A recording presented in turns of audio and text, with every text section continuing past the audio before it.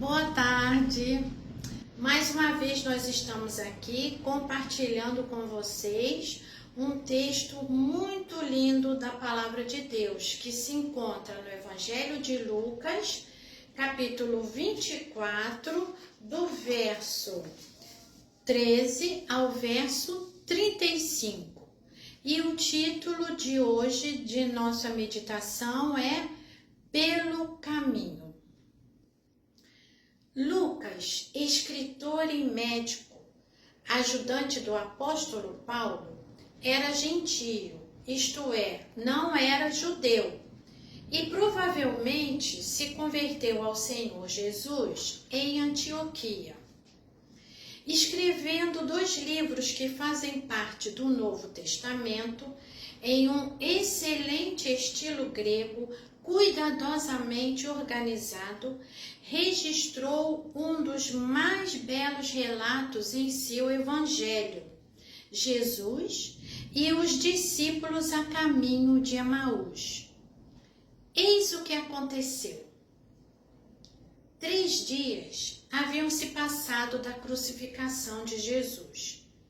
Era domingo, e 2 dos seus discípulos, que não faziam parte dos 12, deixaram a cidade de Jerusalém rumo a uma aldeia de nome Emaús.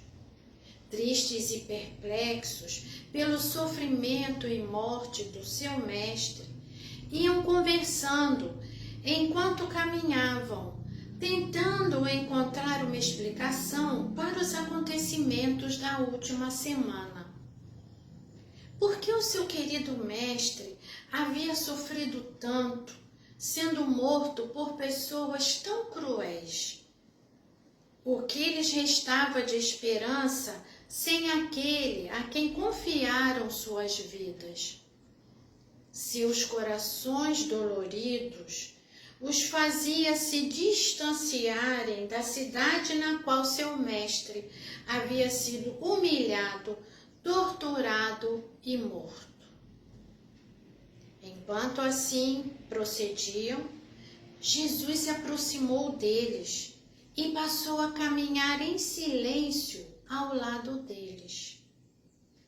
Nenhum dos 2 percebeu seu maravilhoso companheiro de viagem, até que este lhes perguntou: "O que está preocupando vocês? Sobre o que vocês estão falando enquanto caminham?" Entristecidos, param. E Cleopas, um dos 2 discípulos, pergunta: "Será que você é a única pessoa que, tendo estado em Jerusalém, não sabe o que aconteceu nos últimos dias?" E o Senhor lhes perguntou: "Que coisas aconteceram?" O que aconteceu a Jesus o Nazareno, que era varão profeta, poderoso em obras e palavras diante de Deus e de todo o povo.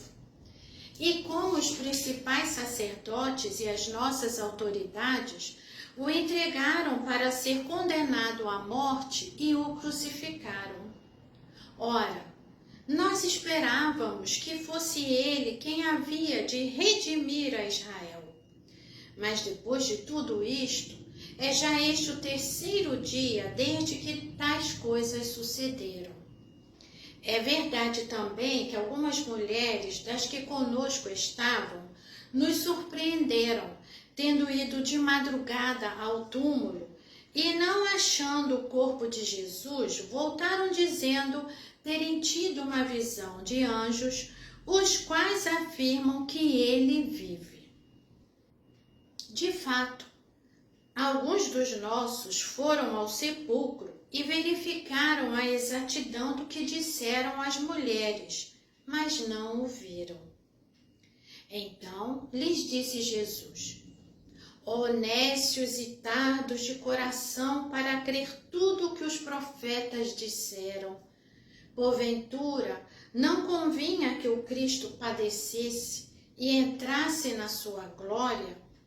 E começando por Moisés, discorrendo por todos todos os profetas, expunha-lhes o que a seu respeito constava em todas as Escrituras.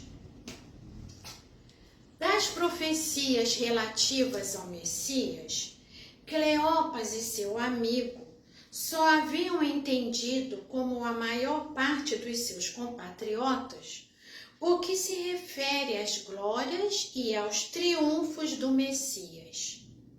Não haviam compreendido que era necessário que em sua primeira vinda ao mundo o Messias padecesse, morresse e ressuscitasse, para que, através de sua morte e ressurreição, pecadores arrependidos fossem perdoados e feitos filhos de Deus, recebendo o Espírito Santo e a vida eterna.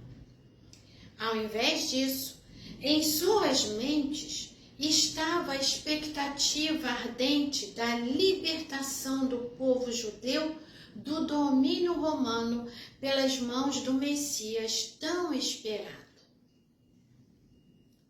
Ao se aproximarem da aldeia de Emaús, Jesus fez menção de continuar o caminho, mas a sua presença e o seu ensinamento aqueceram de tal maneira o coração dos dois discípulos que estes não queriam se separar daquele tão maravilhoso viajante. E assim lhe rogaram com insistência: fica conosco, porque é tarde e o dia já declina. Eles o convidavam para passar a noite em sua casa. Jesus aceitou e, sentando-se à mesa com seus amigos, tomou o pão, o abençoou e partiu e lhes deu. Nesse exato momento, os olhos de Cleopas e seu amigo se abriram.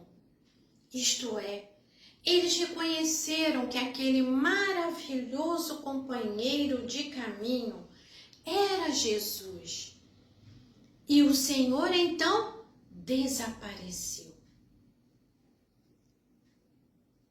Com os corações cheios de alegria, disseram: porventura não ardia em nós o nosso coração, quando pelo caminho nos falava e expunha as Escrituras?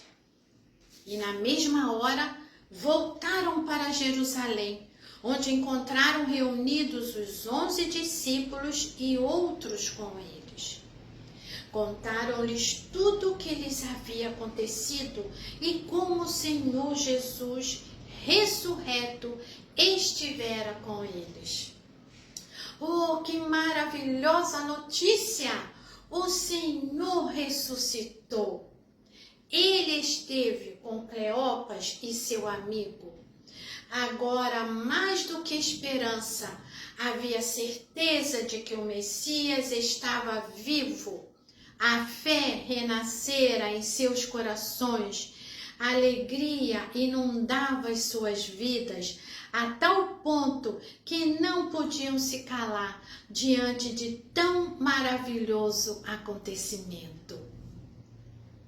É assim que nossas vidas podem também transbordar de fé e de alegria, se pelo caminho estamos com Jesus e o convidamos para ficar conosco.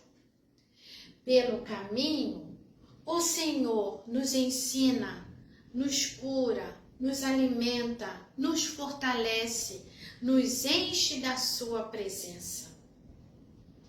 Quem tem andado com você pelo caminho? Os amigos, a família, os livros, as redes sociais? Tudo isso pode ser bom e até muito bom. Mas nada disso lhe trará uma vida plena, nem durante o caminho, nem ao término do caminho, tampouco no destino final do caminho. Então, diga a Jesus: Senhor, anda comigo, fica comigo durante o caminho. Que assim seja, que nós sempre estejamos com Jesus durante todo o nosso caminho, até chegarmos à eternidade. Um bom domingo para você e uma excelente semana, que o seu caminho seja feito todo ele com Jesus.